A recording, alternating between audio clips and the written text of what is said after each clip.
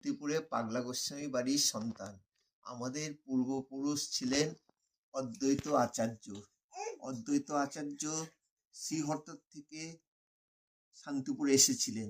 সঙ্গে অনেক পরিবার এসেছিল। শ্রী চৈতন্যদেবের পরিবারও এসেছিলেন। তারা নবদ্বীপে চলে গিয়েছিলেন। আর আমাদের পরিবার মানে অদ্বৈত আচার্য শান্তিপুরে ছিলেন। পরবর্তীকালে শান্তিপুর, নবদ্বীপ দুটোই বৈষ্ণব লোকেদের কাছে পবিত্র স্থান হিসেবে গণ্য হয়। শান্তিপুরে রাস উৎসব, দোল উৎসব, জন্মাষ্টমী, ঝুলন প্রভৃতি পুজো পালন করা হয়। এখন আমি এখানে বৈষ্ণব মন্দির অক্ষয়ধাম ঘুরে এলাম।